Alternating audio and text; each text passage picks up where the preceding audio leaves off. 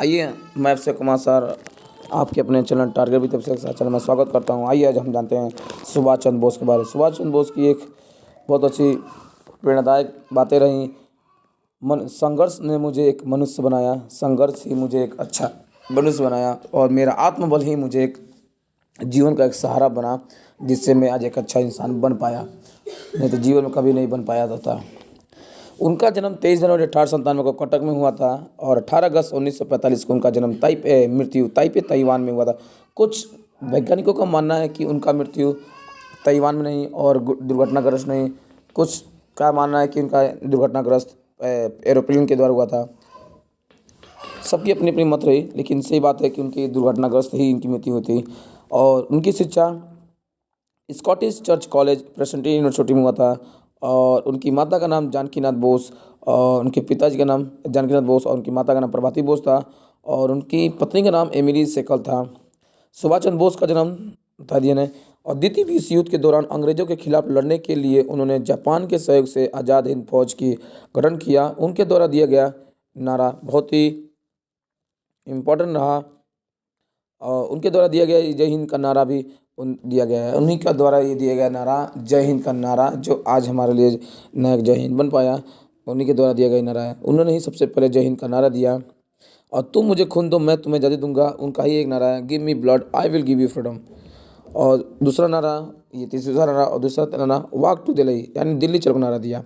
उस समय अत्यधिक प्रचलन में ये नारा बन गया कि तुम मुझे खून दो मैं तुम्हें आज़ादी दूंगा। ये नारा बहुत ही फेमस हो गया और प्रचलित हो गया और ये बहुत ही थी हो गया। नेताजी ने जापान और जर्मनी से मदद लेने की कोशिश की तो ताकि ब्रिटिश सरकार को हमेशा हमेशा के लिए समाप्त किया और ब्रिटिश सरकार ने उन्हें हमेशा 1941 में उन्हें मारने के लिए बहुत ही गुप्तचरों से आदेश लिया था ताकि उनको हमेशा के लिए समाप्त कर दिया जाए, ताकि उनको समाप्त कर दिया जाए। नेताजी ने 5 जुलाई 1947 को सिंगापुर टाउन हॉल के सामने सुप्रीम कमांडर के रूप में सेना को संबोधित करते हुए दिल्ली चलो का नारा दिया। जापानी सेना के साथ मिलकर ब्रिटिश और कॉमनवेल्थ से बर्मा सहित इम्फाल और कोहिमा में एक साथ जमकर मोर्चा लिया।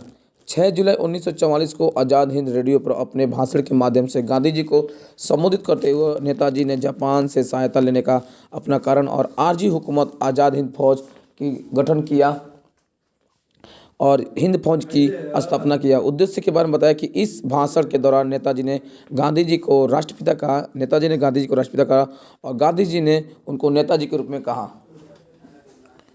21 अक्टूबर 1943 को सुभाष चंद्र बोस ने आज़ाद हिंद फौज के सर्वोच्च सेनापति की हैसियत से स्वतंत्र भारत की अस्थायी सरकार बनाई, जिसमें जर्मनी, जापान, फिलीपींस, कोरिया, चीन, इटली, मांचुको और आयरलैंड ने मान्यता दी।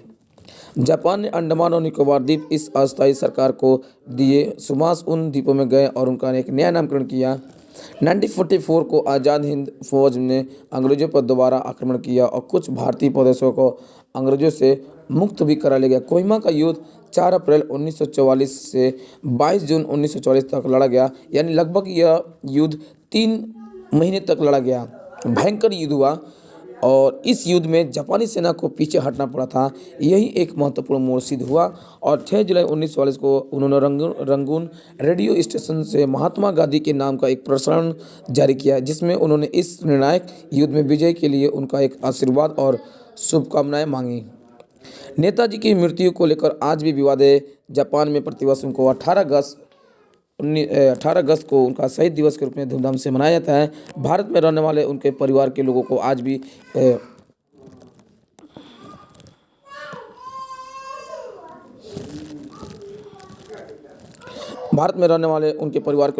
भी यह मानना है कि सुभाष की मौत 1945 में नहीं हुई। अब किसी की माता पिता का बेटा मर जाए तो हमेशा के लिए कहते हैं कि अगर उस तरह मरे तो वो लोग मानते ही नहीं हैं। जैसे अभी आर्मी के देश के जवान मरते हैं लोग तो हमेशा अमर ही सन मानते हैं मुझे। तो 16 जुलाई 2014 को कोलकाता में हाई कोर्ट ने भी नेताजी से लापता होने के रहस्य को जुड़ी खुफिया को दस्तावेज को सार्वजनिक करने की मांग की और याचिका पर सुनवाई के लिए स्पेशल बेंच गठन आदेश दिया। आज़ाद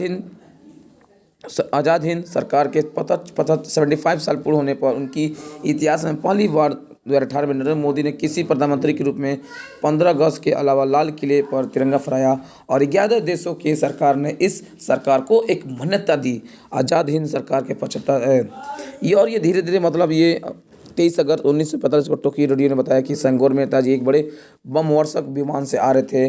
बताया ना, अभी बम वर्ष में कुछ लोग मानते थे कि पायलट में हुआ था बम वर्ष से 18 अगस्त को ताइक्यो हुई कि हवाई में अड्डे के पास उनका विमान दुर्घटना हो गया था, जिसके कारण उनकी मृत्यु हो गई। और जापान में जनरल सोदोई और पायलट तथा कुछ अन्य लोग भी मारे गए, जिसमें नेताजी गंभीर रूप से जल गए थे और उनकी ताई को सैनिकों के अस्पताल में ले जाया गया, जहां उनको दम तोड़ दिया गया था। कर्नल हरबीर रहमान के अनुसार उनका अंतिम संस्कार ताइओकी में ही कर दिया गया था। सितंबर के मध्य में उनकी अस्थियां संचित करके जापान की राजधानी टोक्यो के रैकिजो मंदिर में रख दी गई और भारतीय राष्ट्रीय अभिलेख से प्राप्त दस्तावेज के अनुसार नेताजी की मृत्यु 18 अगस्त 1945 को रात्रि 11 बजे में हुई थी। और इस तरह का वीडियो बड़ा महत्वपूर्ण रहा। आप लोग देखें इस वीडियो को और अपने कॉपी में नोट कर लें और इसको याद लर्न कर लें, ताकि ये बहुत ही आगे काम देगा। आप कहीं भी जाएँ, आपके अंदर हुनर रहेगा।